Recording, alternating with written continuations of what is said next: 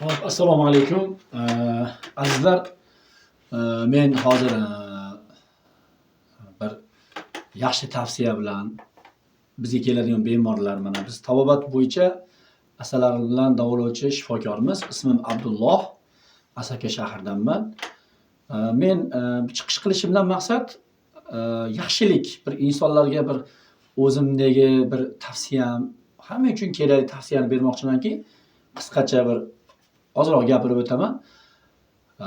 Mana bemorlar shifoxonaga keladida 10 kun yoki bir hafta davolanib, osmokol oladi, tabletkalar ichadi, dorilar ichadi, kerak bo'lsa gormonlarni oladida, yaxshi bo'lib qolib, hech qancha o'tmay yana kasal bo'lib, yana больницаga yotishga harakat qiladi. Nima uchun?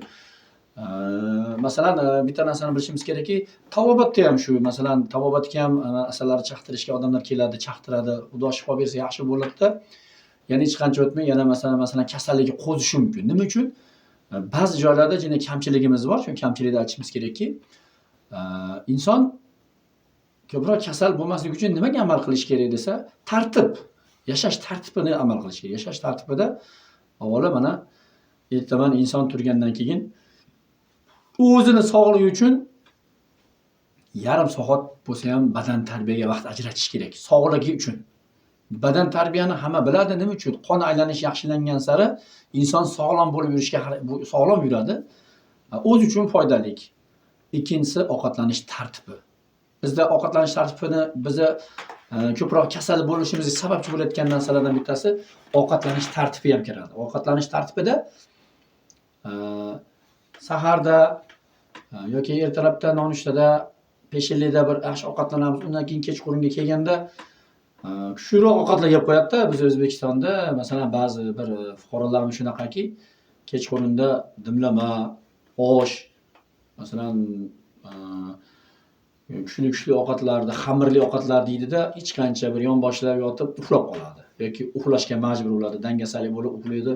Keyin hali ovqat hazm bo'lmaydi oxirigacha. 6 soat, 7 soatda hazm bo'ladigan narsani hazm bo'lmaydida, yana 8 ichaylarda tromblar, ovqat axlatlari to'planib, hazm bo'lmaydi, to'planib, yana kasallik kuchayib boraveradida. Shu bilan inson o'zim kasal bo'lib qoldim degan bir fikrga keladi-da. Lekin olib qarasa, yashash tartibimiz buzilganiga ham dalolatda. Shuning uchun biz bemorlarimizga, hammamizga tegishli narsaki, albatta doim ertalab turganda badan tarbiya bilan shug'ullanishlik, ovqatlanish tartibini yo'lga qo'yishlik. Ovqatlanishda mana osh yoki dimlama yoki qanaqa nima kuchliroq ovqat yeyilsa ham ko'proq peshinda yoki ertalabga. Peshinda, ertalabda hamma unaqa ovqat yemaydi. Hech bo'lmasa peshinda ovqatlanganda yaxshi ovqatlanib, kechqurunda salat, yengil ovqatlansa, hazmi ham yaxshi bo'ladi. Shuning uchun shu narsaga ovqatlanish tartibiga, yashash tartibimizni joyiga qo'ysak, Xudo xolisa shifokorga ham, tabibga ham kerak bo'lsa ishimiz tushmaydi. O'zimiz sog'ligimiz uchun yaxshi. Shuning uchun men tavsiya qilamanki, mana biz asalari bilan chaqtirib davolaydigan shifokorimiz, biz kelgan bemorlarga albatta birinchi o'rinda tekshiruvdan o'tgandan keyin albatta biz doim badan tarbiya qiling. O'zingiz uchun sog'ligingiz yaxshi, sog'ligingiz uchun yaxshi. Albatta ovqatlanish tartibini yo'lga qo'ying deb tavsiya qilaman. Chunki biz bemorlarni yaxshi bo'lishiga tarafdormiz. Bizga bemorlar kelib ko'payish emas, bizga bemorlar kelganda sog'ayib chiqib ketish kerak. Shunaqa darajada ishlashimiz kerak. Bemorlar qancha bo'lar ekan, bemorlar bizga ko'p bo'lsa shuncha summa tushadi yoki mancha pullar keladi deb biz davolamashimiz kerak odamlarni. Bemor kelgandan keyin bemorni o'zini tarafiga o'tishimiz kerakki, siz shunaqa qilsangiz sog'lom bo'lasiz deyishimiz kerak. Ba'zi joylarda eshitib qolyapman, doktorlar oldiga bir bemor kirsa, shunaqa darajaga borganlarni eshityapmanki, siz deydi jaryoqasiga kelib qolibsiz. Manaqa degan narsalarni eshityapman. Shu to'g'rimi? Masalan, meditsinada o'qigan mana masalan vrachlarimiz masalan hammasi bir xil emas, har xil. Lekin bemorga o'sha deyishi shart emas edi.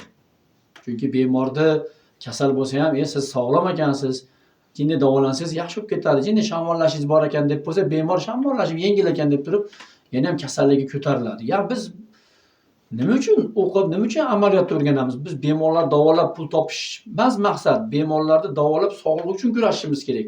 O'sha bemor yana qaytib kelishi emas, o'sha bemorda imkon darajada sog'ayib, keyin yashash tarzini o'rgatishimiz kerak. Uyingizda shunaqa ishlar qiling.